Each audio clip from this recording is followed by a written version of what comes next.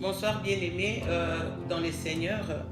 Aujourd'hui, je bénis le nom de l'Éternel qui m'a donné l'opportunité et ce privilège d'être, et cette grâce, c'est une grâce, je ne le mérite pas d'être dans sa présence et de vous partager ce que j'ai à vous partager aujourd'hui. Je vais partager avec vous un sujet très important que j'ai vu quelque part qu'un serviteur de Dieu avait partagé. Il avait écrit, je ne crois pas qu'il avait partagé cela, mais ce serviteur de Dieu est déjà mort. Il avait parlé des trois amis. Je trouvais ça très important. Je me suis dit que je vais les partager avec les enfants de Dieu. Il avait parlé des trois amis de l'homme. Les trois amis de l'homme sont, le premier ami c'est nos maisons, nos voitures, nos vêtements, tout ce que nous avons comme richesse, nos comptes en banque, l'argent, tout ce que nous avons, quoi, nos avoirs, tout ça.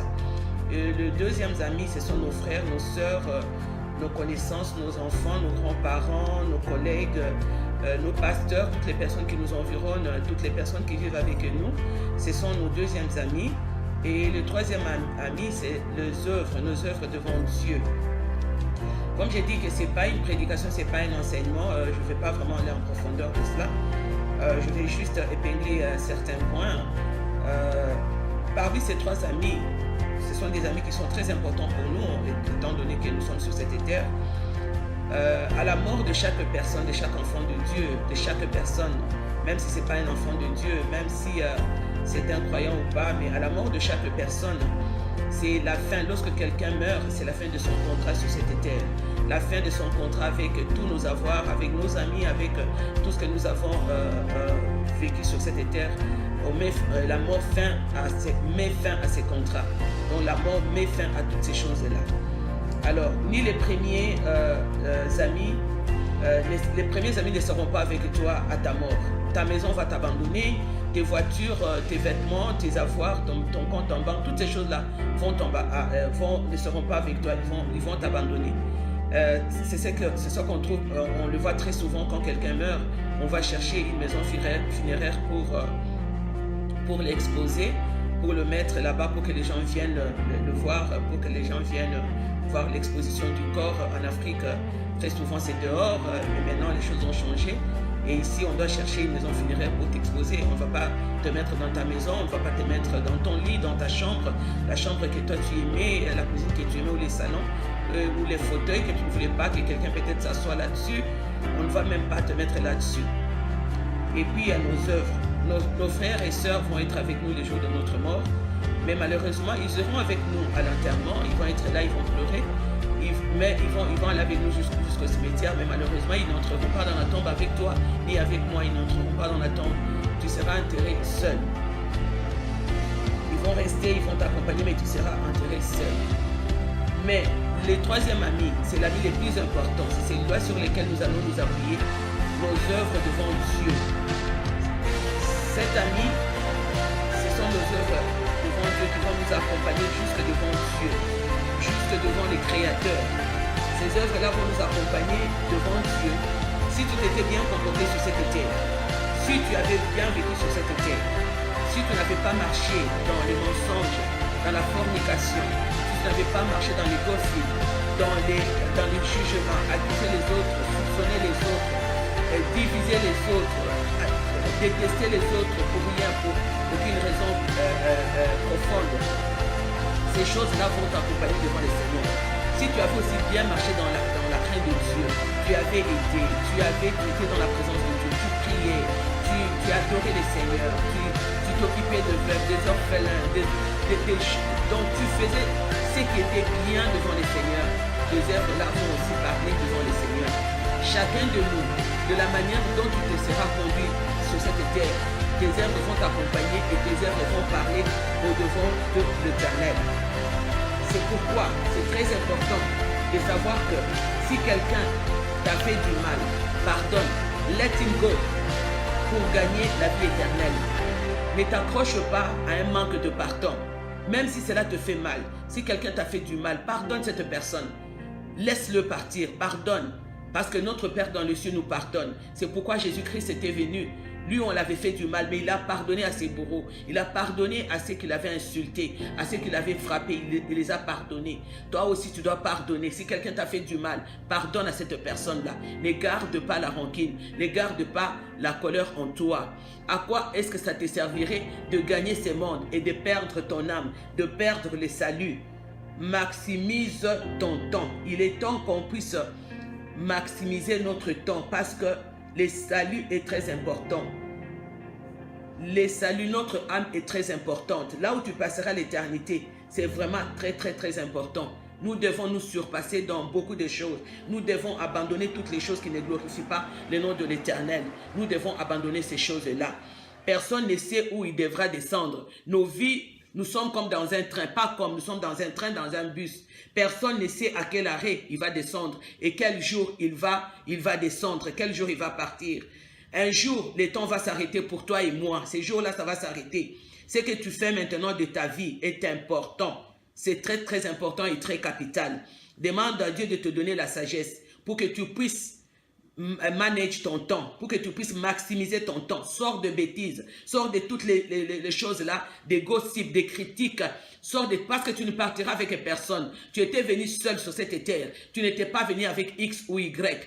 C'est pourquoi il est grand temps de faire de bons choix, de choisir de bons amis, de choisir des bons endroits où tu dois aller, qu'est-ce que tu dois dire, qu'est-ce que tu ne peux pas dire, de ne pas t'accrocher à une opinion quelqu'un parce que l'autre s'habille comme ça, moi aussi je dois faire comme ça, parce que l'autre fait comme ça, moi aussi je dois faire comme ça, parce que l'autre parle comme ça, moi aussi je dois parler comme ça. Non, ma soeur, mon frère, tu étais venu seul sur cette terre. Tu n'étais même pas venu avec tes enfants, ni avec ton mari, ni avec ta mère, ni ton père. Tu étais venu seul. Et le jour de ta mort, tu seras seul devant l'Éternel. Et ce sont tes œuvres qui vont parler pour toi. Si ce sont des bonnes œuvres, le Seigneur te dira, bon et fidèle serviteur, entre dans ma gloire. Tu es le seul à écrire l'histoire de ta vie.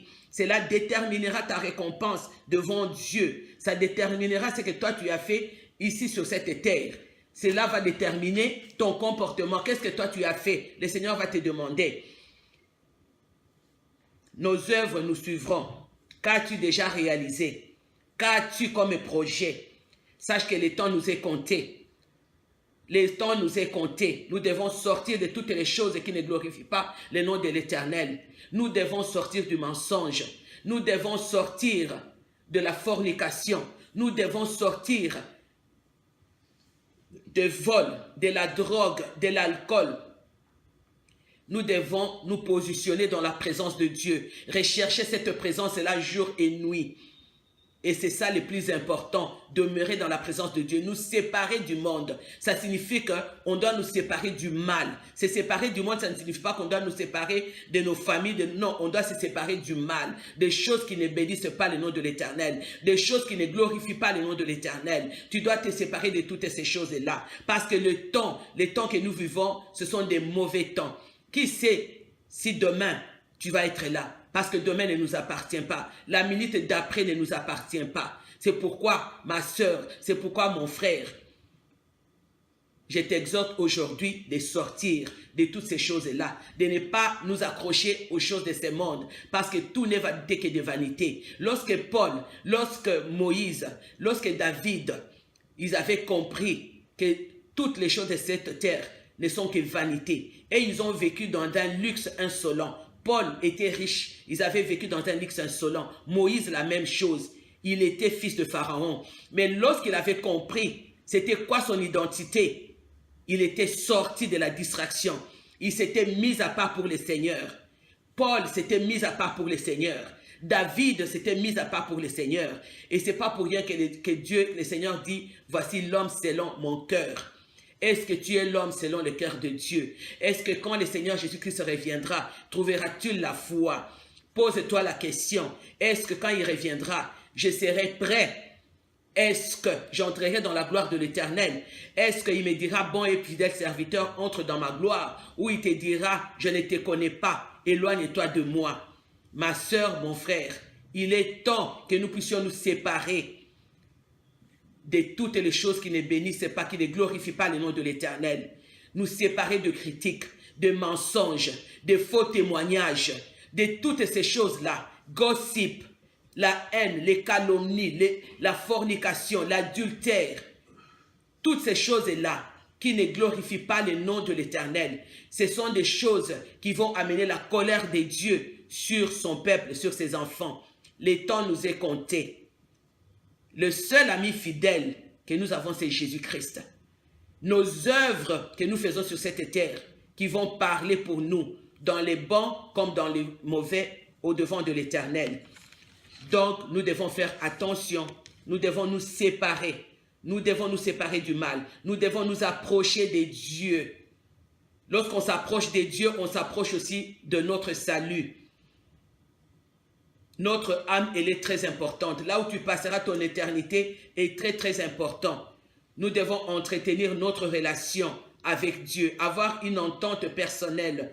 Parce que la relation de Dieu avec son peuple est une relation individuelle. Le Seigneur ne viendra pas te demander, les jours de ta mort, il ne te demandera pas les comptes de ton fils ou de ton ami ou de ton mari. Il te demandera ton compte à toi. Qu'est-ce que toi tu as fait? Quelle est la mission que toi tu as accomplie? Quelles sont les choses que toi tu as faites quand je t'ai envoyé sur cette terre, sur la terre? Qu'est-ce que toi tu avais fait? Tu ne diras pas, oh mon fils avait fait comme ça, c'est pourquoi moi je n'avais pas fait comme ça. Oh mon mari avait fait comme ça, c'est pourquoi moi je n'avais pas. Oh ma femme, non. Le Seigneur demandera ton compte à toi. C'est toi qui seras devant l'Éternel, pas ton ami. Ton ami avec qui tu t'assois pour critiquer les autres là, il ne sera pas avec toi les jours de ta mort. Tu seras seul. L'ami avec qui tu t'assois pour boire, pour faire la fornication, pour mentir, pour accuser les gens faussement là, il ne sera pas avec toi. Tu seras seul devant l'Éternel. Donc il est temps de soigner notre relation avec le Seigneur. Chaque personne a son maître. Est-ce que ton maître c'est Jésus-Christ? Est-ce que ton maître c'est le diable ou c'est le monde? C'est qui ton maître? Si ton ami est différent de toi, si ton ami t'amène en enfer, dis-lui bye bye. Tes oreilles ne sont pas une poubelle pour que tu puisses écouter chaque fois les gens venir déposer des choses qui ne glorifient pas le nom de l'Éternel. Parce que chacun va rendre compte de son voyage sur cette terre. Parce que le voyage est si court. Si on t'a blessé, on t'a trahi, on t'a rejeté, pardonne. Pardonne et laisse toutes les choses entre les mains de Dieu. Remplis ton cœur d'amour, remplis ton cœur de la présence de Dieu, remplis ton cœur de la louange et de l'adoration. Et tu verras la gloire de Dieu. Ne cherche pas ce que le Seigneur te dise les jours où il sera devant toi. Il te posera la question, bon et fidèle serviteur, tu penses que tu entreras dans ma gloire ou tu penses que je te dirai, va-t'en, je ne te connais pas et je ne t'ai jamais connu. Que le Seigneur vous bénisse abondamment. Amen.